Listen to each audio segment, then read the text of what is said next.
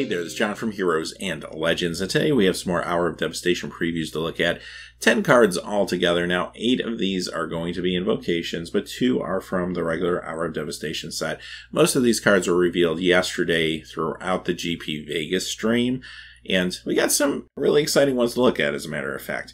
Quickly before we get started, if you check out the description below, you'll find a couple ways to help support us.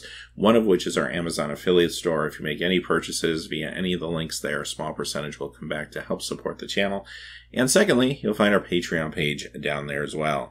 Alright, with that out of the way, let's get into the cards. We're going to start off with a card that we looked at previously. However, at the time we looked at it, we didn't know what Eternalize did. So let's take a closer look now at Adorned Pouncer. And you see here, this is the regular Armageddon version. Last time we saw the promo version. And on the right side, of course, is the corresponding token.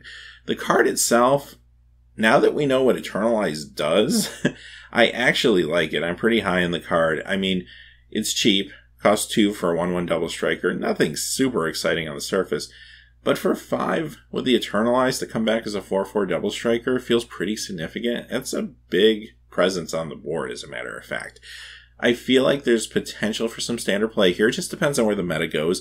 But if there's maybe a White Weenie deck or maybe a Boros Beatdown deck or something like that, I feel like this potentially could be a part of it. This is certainly a card to watch, if nothing else. Alright, the new card that we saw yesterday on Sunday was Sunset Pyramid. This costs 2. It's an artifact, uncommon. It enters the battlefield with 3 brick counters on it. You can pay 2 and tap, remove a brick counter from this card and draw a card, or you can pay 2 and tap to scry 1. Now, I like where they're going with this concept with the brick counters. In the first set, we were building things. Now we're taking things down. The card itself actually feels pretty solid. It's really cheap. I mean, cards that are cheap and do a lot of stuff, I'm usually pretty high on. I feel like this fits that category.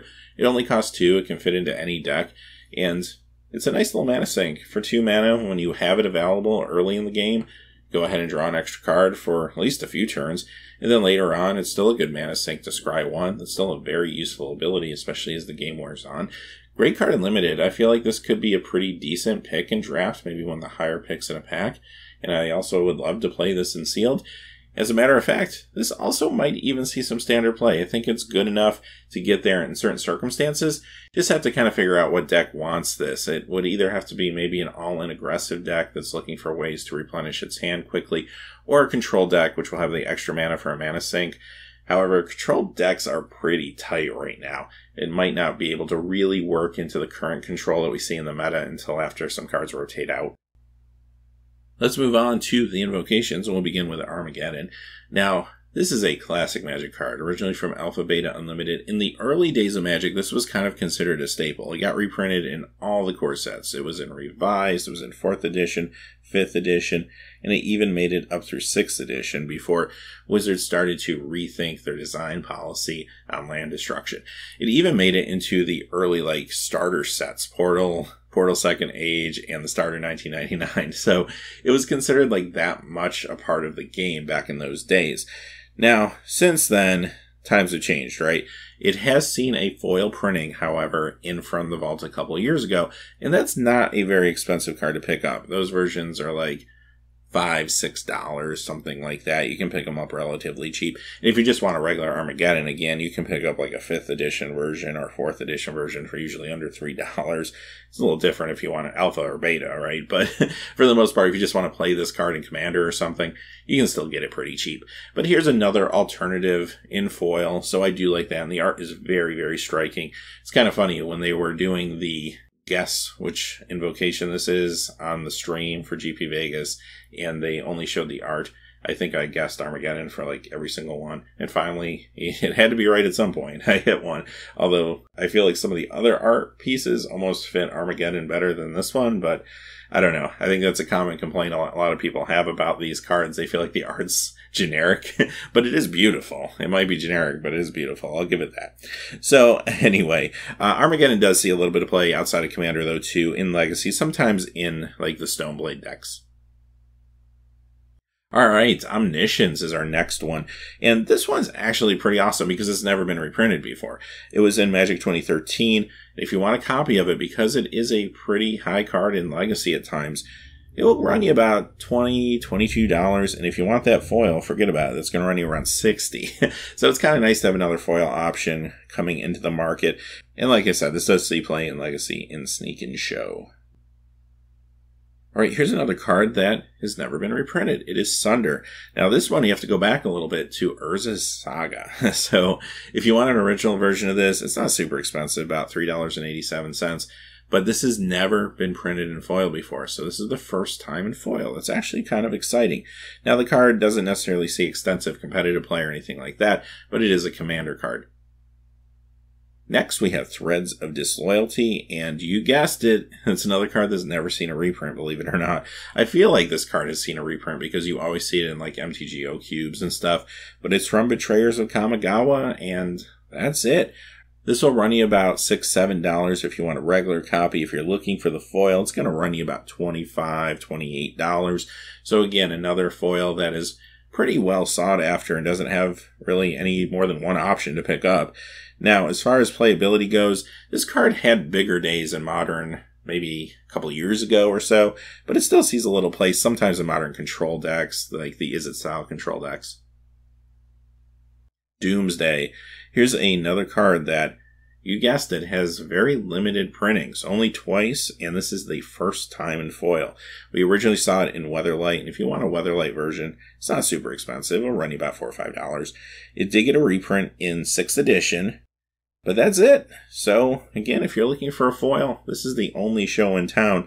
Now, this card was actually pretty big, maybe a year or two ago, within a year or two, in Vintage. It still sees Vintage play, but the deck isn't as prominent as it used to be in the meta. And, I mean, that's saying something for Vintage. The meta usually shifts relatively slow in that particular format. But basically the idea was use Doomsday and use Laboratory Maniac, try to deck yourself, and set up a situation where you win that way. But, like I said, it's fallen out of favor a little bit, but it does see a little bit of legacy play sometimes, however, still to this day. So, it is a card that certainly has a purpose, no doubt about it, and this is, again, the first time you see it in foil, so that's going to attract some players to it, I'm sure. Next is a big card that probably everybody's familiar with, Thoughtseize. Now, Thoughtseize has only had 2 printings prior to this. The first one was in Lorwyn. Of course, each printing had unique art. A lot of folks like that Lorwyn art, and Lorwyn's print run was relatively low when you compare it to modern-day Magic sets. Because of that, and due to a lot of modern play, especially recently in Death Shadow decks, Thoughtseize has spiked. If you want the original version, it's going to run you about $36, $37 right now. And if you want the Theros version, that's even going to run you over $20 currently. So it's a very hot card. And if you want to talk foils, that Theros foil is still going to run you close to $50. That Lorwyn foil is going to run you close to $600 right now. That's insane. So it's kind of nice to have another foil option entering the market here. Alright, let's move on to Boil. And Boil is another kind of classic card. We're going back a ways, originally from Tempest. Now, if you want an original copy of Boil, I mean, you can get these under $1. It's not a huge deal. But again, when you look at foils, there was limited opportunities. This did see a reprinting in 6th edition, 7th edition, and 8th edition, so it did become modern legal. However, the only foil versions are 7th and 8th edition, and if you're picking those up, depending on which one you want, it'll run you between $20 and $30. It does see, again, a little bit of modern play. Not a whole lot, but sometimes in like the Boros, like Nahiri decks, they'll run this out of the sideboard. Through the Breach. Now, this is the last card of the day, but it's a big one, and it's another one that has, say it with me now, never been reprinted. Through the Breach from Champions of Kamigawa. This will run you about $50 just for the regular version. If you're in the market for that foil, it's going to run you close to $100 right now. And this card was a big modern card. It's not quite as in favor in modern in the current meta as it was maybe just even 6 months ago. A lot of things have changed in modern, but it's still out there. There's still Valakut Breach decks that are still very successful in modern and through the Breach decks. But this is seeing more play now, maybe in Legacy even, than modern in those Sneak and Show decks, again, as another way to complement that particular theme. So, another great inclusion. I love the fact they're zeroing in on cards that in many cases have never been reprinted, in some cases have never gotten a foil, or in a lot of the cases, just have 1 or 2 foils, and they're pretty spendy foils. So I do think they're focusing on some good cards here. I'd like to see some more green cards. I feel like green kind of got the short end of the deal so far, and I'm hoping to see some as the rest of these are revealed, but I guess we'll wait and see on that. Now, later today, we're going to get more cards, so we will be back with another video. I thought it was better to do everything from this past weekend that I haven't talked about yet, instead of doing like one really long video later today, and that way it chops it up a little bit. But we will be getting more cards. We'll be out with another video later this afternoon. But until then, hey, thanks for watching. Please remember to like and subscribe. Have a great day. Hey, thanks for watching. This video is made possible by the generous support of viewers like you on Patreon. Check out the description below for links to our Patreon page as well as our Amazon affiliate store, where a small percentage of all sales will also help support the channel. Finally, if you haven't had a chance yet to subscribe, hit that subscribe button so you don't miss any new videos on Heroes and Legends. Talk to you again soon, and have a great day.